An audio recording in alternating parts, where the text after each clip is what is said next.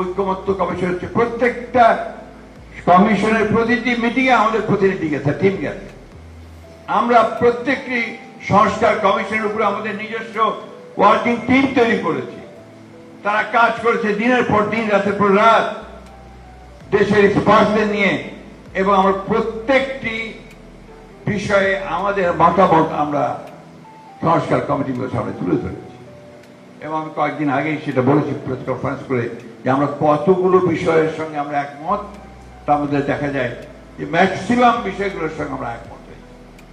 কতগুলো মৌলিক বিষয় আছে যে বিষয়গুলোকে আমরা বলেছি যে আমরা একটা হতে পারছি না, কিন্তু আমরা মনে করি এটা ভবিষ্যতে যে পার্লামেন্ট আসবে সেই পার্লামেন্টে ডিবেট করে সেই বিষয়গুলো চূড়ান্ত সিদ্ধান্ত নেওয়া যেতে পারে।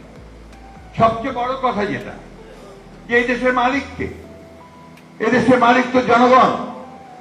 এই দেশের কাঠামো, এই দেশের পলিটিক্স, এই দেশের অর্থনীতি কিভাবে চলবে এই বিষয়ে সিদ্ধান্ত নেওয়ার মালিক তো একমাত্র হচ্ছে জনগণ। আজকে যারা সংস্কার করছেন তাদেরকে আমি স্বাগত জানাই। তারা অনেক বড় বড় চাকরি করতেন বিদেশে, অনেক লেখাপড়া করেছেন, ইউনিভার্সিটিতে পড়াতেন, আসছেন, তারা বাংলাদেশের মানুষের জন্য অত্যন্ত সুন্দর সুন্দর চিন্তা করে সামনে নিয়ে এসেছেন। আমরা সেটা প্রপার দেখে আমরা যেটাকে মনে করেছি যে এই দেশের মানুষের সঙ্গে সংগতিপূর্ণ, সেই বিষয়গুলোকে সামনে আনার চেষ্টা করি। এরপরে এখন আবার কয়েকদিন আগে সরকারের তরফ থেকে আমাদের কাছে মতামত চাওয়া হয়েছে। আমরা গতকাল রাত্রে সেই মতামত পুরো দিয়ে দিয়েছি। তার প্রবলেমটা কোথায়? প্রবলেমটা হচ্ছে যারা দেখতে নারী তার চরণ পাঠ। কথাটা বলতে বাধ্য ওরা, কিছু মনে করবেন না।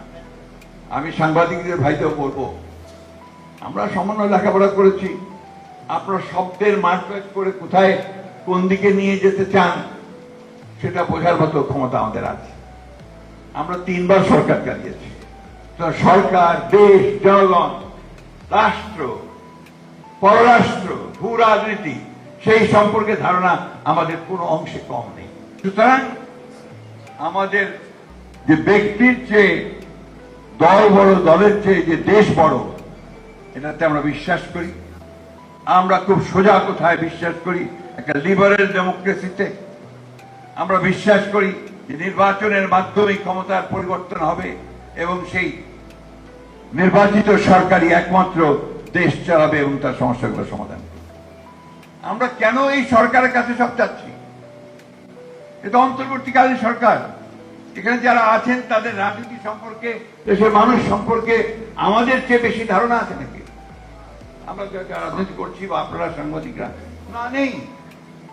কিন্তু আমরা তাদের দায়িত্ব দিয়েছি, তারা তৈরি করুক, তারা আলোচনা করছি, আলোচনা করে যেটা আমাদের কাছে গ্রহণযোগ্য হচ্ছে সেটা আমরা আলোচনা করে নিয়ে নিচ্ছি। আমি খুব আশাবাদী মানুষ। এখানে কে যেন একজন জানতে চেয়েছেন যে নির্বাচন হবে কি হবে না, মান্না অনেকেই বলেছেন যে হবে না। কেন হবে?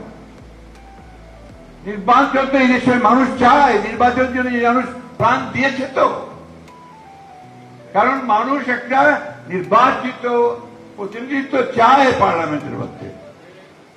তো এই জিনিসগুলো নিয়ে আমি মনে করি যে কোনো আপনার সমস্যা নেই। সমস্যা হচ্ছে যে যত দ্রুত সম্ভব আমরা এই কাজগুলো করে আমরা একটা নির্বাচিত সরকারের দিকে যাই, গণতন্ত্রের উত্তরণের পথে।